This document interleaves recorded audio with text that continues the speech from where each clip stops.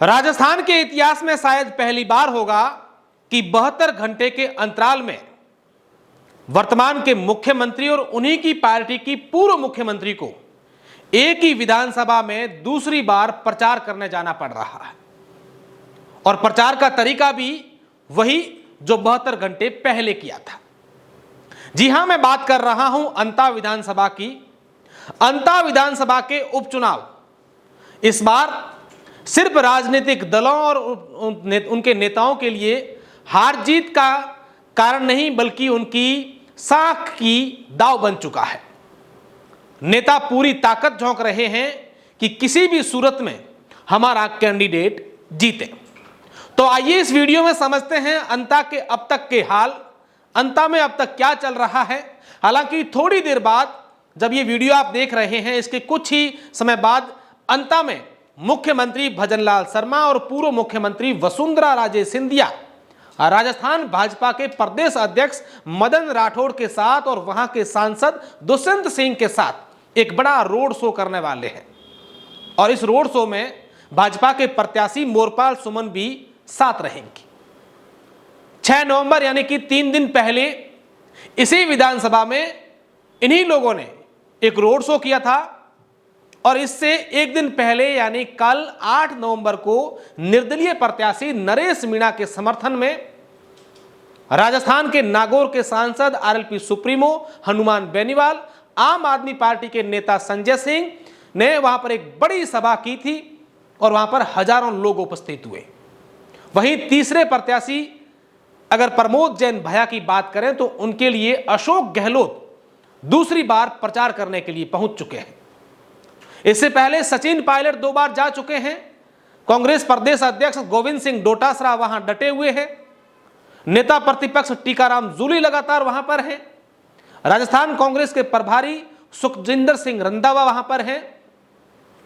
जब राजस्थान में कांग्रेस सरकार थी तो उस समय के कई मंत्री वो अंता में डेरा जमाए हुए हैं और इधर भाजपा के वर्तमान के कई मंत्री और कई विधायक लगातार अंता विधानसभा में घर घर गांव गली जाकर के प्रचार कर रहे हैं।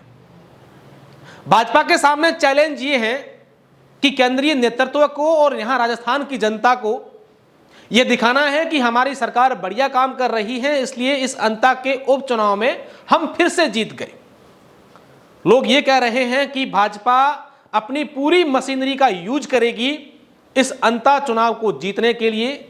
वहीं कांग्रेस के लिए भी यह अब नाक की बात बन गया है, क्योंकि यहां पर कांग्रेस का एक भी ऐसा नेता नहीं है जो प्रचार करने के लिए नहीं गया हो और अपने दिल से वहां पर प्रचार में जुट करके अपने प्रत्याशी को जिताने के लिए मेहनत करता हुआ नहीं दिखाई दिया हो। चाहे वो अशोक गहलोत हो, चाहे सचिन पायलट। अंता विधानसभा ने पहली बार राजस्थान के दोनों बड़े राजनीतिक दलों की गुटबाजियों पर विराम लगाया है। भाजपा में वसुंधरा राजे और भजनलाल शर्मा का गुट बताया जाता था, लेकिन दोनों दूसरी बार एक साथ रोड शो में नजर आएंगे। वहीं राजस्थान की बहुचर्चित गुटबाजी कांग्रेस की सचिन पायलट और अशोक गहलोत की भी इस अंता विधानसभा में समाप्त होती दिखी। हालांकि इस चुनाव के बाद क्या कुछ होगा ये देखने वाली बात होगी, लेकिन इन दोनों पार्टियों के लिए गले की फांस बना हुआ है निर्दलीय प्रत्याशी नरेश मीणा। नरेश मीणा की कल की सभा और उसके बाद जिस तरीके से गांव-गांव में जन समर्थन मिल रहा है, भीड़ उमड़ रही है, युवा वर्ग के जो लोग हैं वो उनके साथ नजर आ रहे हैं, इससे साफ तौर पर बीजेपी और कांग्रेस ने इन दोनों पार्टियों के लिए मेहनत दुगनी करवा दी है कि हमें कैसे भी करके इस चुनाव को निकालना है और राजस्थान की जनता में मैसेज ये नहीं जाए कि अब राजस्थान की 2 बड़ी पार्टियों पर से जनता का भरोसा उठ गया है। अंता विधानसभा की अगर हम लोग बात करें तो वहां करीब 1,80,000 वोट हैं, वो पड़ने की इस बार उम्मीद है। ऐसा बताया जा रहा है कि इतने वोट पड़ेंगे, लेकिन इस वोटिंग में 60,000 से ज्यादा जो भी प्रत्याशी वोट लाएगा उसकी जीत तय मानी जा रही है।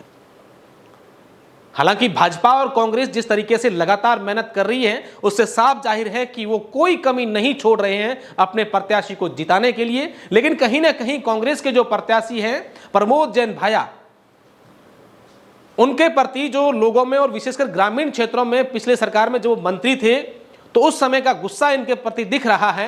वहीं सरकार के 2 साल के कार्यकाल पूरा होने के बावजूद भी कई लोगों ने यह कहा कि हमारे, और विशेषकर जो किसान वर्ग के लोग हैं, उनका ऐसा कहना है कि हमारे यहाँ के डीएपी हो, यूरिया खाद हो, या किसानों का जो मुआवजा है वो नहीं मिल रहा है। इससे किसान जो है वो वर्तमान सरकार के खिलाफ नाराजगी जाहिर कर रहे हैं। लेकिन उस नाराजगी को दूर करने के लिए तमाम मंत्री और नेता प्रत्येक गांव ढाणी और प्रत्येक किसान से मिलकर उन्हें बता रहे हैं कि हम आपकी समस्या का कैसे निवारण करेंगे।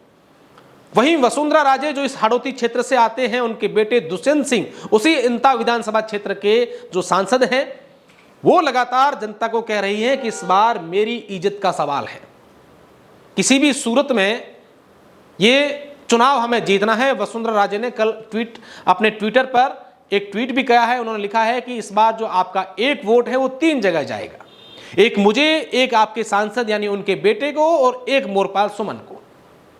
वहीं भजनलाल शर्मा के लिए ये सीट नाक का सवाल इसलिए बनी हुई है क्योंकि पिछली बार जब राजस्थान में 7 सीटों पर उपचुनाव थे और उसमें 5 जिस तरीके से भाजपा जीती थी, तो उनका जो मैसेज पूरे राजस्थान में और केंद्रीय नेतृत्व में गया था कि राजस्थान की भाजपा सरकार जो है, भजनलाल सरकार है, वो ठीक काम कर रही है। लेकिन इस बार 1 सीट है और 1 सीट के लिए हमने इतनी मशीनरी का यूज कर लिया, लेकिन उसके बावजूद भी अगर हम सीट नहीं निकालते हैं तो कहीं ना कहीं हमारा मैसेज, हमारी पार्टी का मैसेज प्रदेश की जनता में ठीक नहीं जाएगा। अशोक गहलोत प्रमोद जैन भाया के गुटके माने जाते हैं, उनके बहुत ही करीबी और उनके सरकार में मंत्री भी रहे हैं। और अशोक गहलोत ने जिस तरीके से कंप्रोमाइज कर करके वहां सचिन पायलट के साथ सभा करना हो, बार बार वहां जाना हो, बार बार लोगों से अपील करना हो, और कल रात को वे कोटा पहुंच गए, तो आज चुनाव प्रचार का आखिरी दिन है, आज पूरे दिन वहां रहेंगे, तो कहीं ना कहीं उनके सामने भी ये चैलेंज है कि मैंने इतनी मेहनत कर दी और अगर हम लोग इस सीट को नहीं जीत पाए तो ये मैसेज जाएगा कि वाकई में कांग्रेस सरकार जो 2023 में गई है, जनता उसे परेशान थी। तो इस तरीके की गणित तमाम नेताओं के सामने, उन नेताओं ने अपनी इस सीट को अपने नाक का सवाल बना रखा है। लेकिन जिस तरीके से अंता में चुनाव प्रचार हो रहा है, उससे साफ तौर पर जाहिर है कि यहां पर जनता के मुद्दों से ज्यादा नेता एक दूसरे पर कटाक्ष कर रहे हैं, एक दूसरे पर बयान दे रहे हैं, वो ऐसा है, ये ऐसे है, वो पार्टी ऐसी है, ये पार्टी ऐसी है। लेकिन जनता के मुद्दों की बात यहां इस बार जो है वो अंता में नेताओं के जुबान से कम सुनने को मिली। लिहाजा ये देखने वाली बात होगी कि अंता का चुनाव है, इस चुनावों की जीत जो है वो किसकी झोली में जाएगी, क्योंकि नरेश मीणा के समर्थक और नरेश मीणा खुद दावा कर रहे हैं कि हम बड़े अंतराल से जीत रहे हैं। वहीं भाजपा कह रही है कि हमारी तो एक तरफ जीत है, कोई हमारी टक्कर में नहीं है। और कांग्रेस का ऐसा कहना है कि हम लोग जो है वो भाजपा और निर्दलीय को हरा करके जीत जाएंगे, क्योंकि हमने यहाँ पर विकास करवाया है। 14 तारीख तक हम सब लोग देखते हैं और 14 तारीख को पूरी स्थिति क्लियर हो जाएगी कि यहाँ अंता की सीट है, उस पर कौन बाजी मार रहा है।